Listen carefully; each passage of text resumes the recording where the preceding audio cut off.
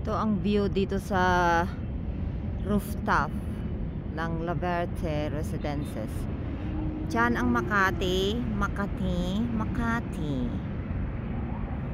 Ito naman ang parte ng airport. Yan.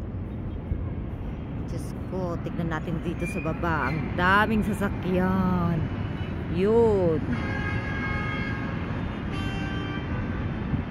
Grabe talagang mga sasakyan dito, ang traffic. Grabe.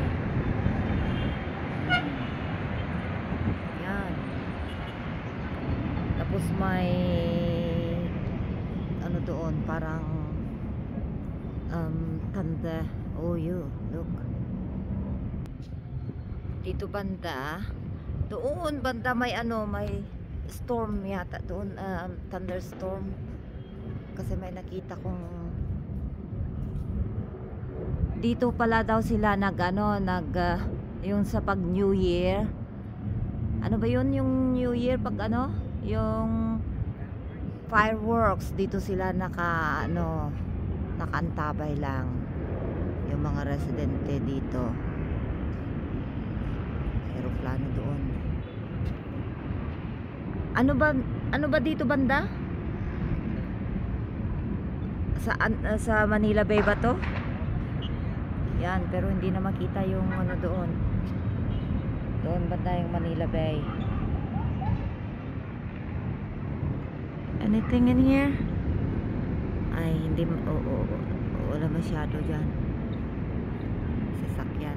Pero doon. May kumikidlat-kidlat doon. Right. Sayang hindi natin yung punta nandito sila. Kagabi nandito yung mga pamangkins ko. Sabi kasi mga 10 o'clock sarado na. Dito tayo sa other side. Sarado na daw.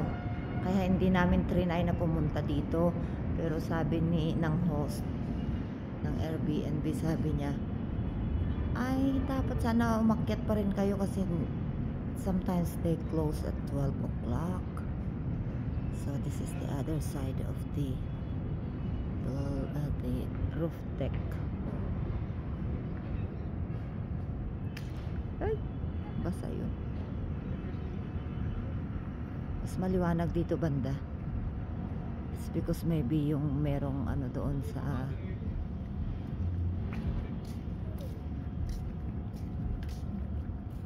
itong South Tower kasi ito doon banda is the I don't know if that is North Tower.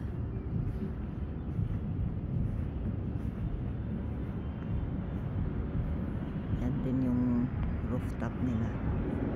Diyos ko, nakakatakot naman. Oh my God. Ano yun? Oh my God. I think it's 41 floors.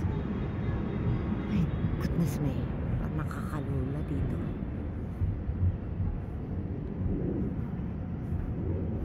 Where are you, Bacchus? Ano dyan sa baba? Toilet?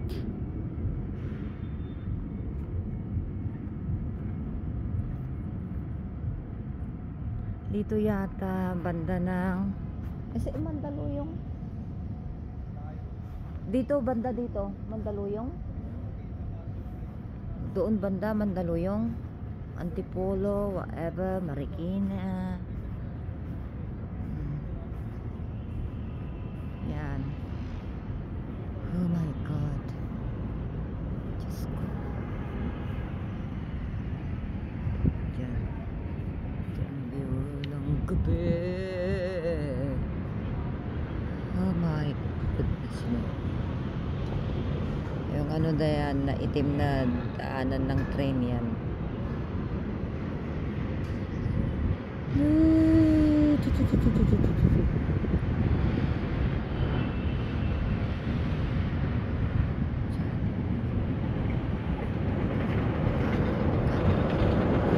May train.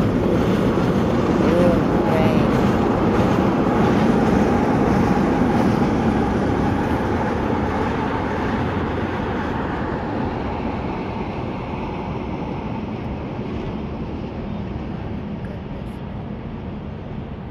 sa